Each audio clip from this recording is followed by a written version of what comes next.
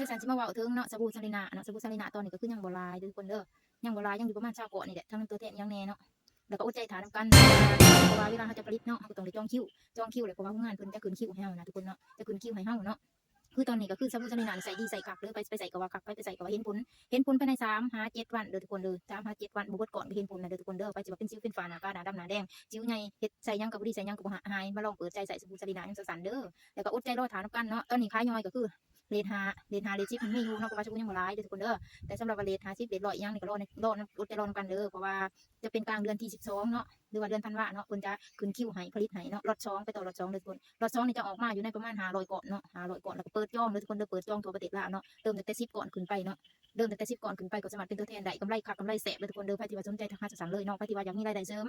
อยากเฮ็ดเวียกเสริมบ่ฮู้ว่าสิขายอิหยังแบบใดทักหาจัดสรรเลยเนาะการขายออนไลน์เนาะเฮาต้องมีการเรียนรู้เนาะถ้าสมมุติว่าเฮาสิขายปุ๊บขายปั๊บขายเองเฮ็ดโดดเฮ็ดผู้เดียวเฮ็ดเป็นไปบ่ได้เด้อทุกคนเด้อไปที่ว่าขายบ่เป็นจัดสรรสอนให้เด้อเปิดบินนำจัดสรรไปที่ว่า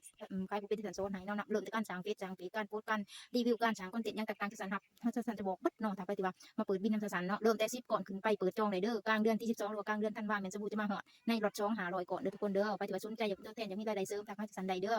เพราะว่าใส่ดีใส่คักใส่คู่กับอันนั้นครีมอองตองแห้งใส่ดีใส่คักหน้าใสหน้าเนียนเด้อมีออร่าเด้อทุกคนเด้อไปที่ว่าสนใจทักหาจัดสรรได้เด้อแล้วก็ขอบใจทุกคนที่ซัปพอร์ตหาจัดสรรเนาะขอบใจทุกคนแล้วก็ขอบใจตัวแทนต่างๆที่ซัปพอร์ตให้สินค้าหาจัดสรรเนาะแล้วก็รีวิวของจัดสรรเนาะสบู่ซาลีน่าใส่ดีใส่คักแท้เพิ่นว่าบ่ทันระเบิดก่อนเห็นผลแล้วสิวยุบหน้าเกลี้ยงหน้าใสหน้านุ่มเพิ่นว่าเนาะนี่ก็คือขอบใจรีวิวจากตัวแทนหรือว่าลูกค้าเนาะเพราะว่าตัวแทนจัดสรรเฉพาะสบู่ซาลีน่ากับครีมอองตองตอนนี้ก็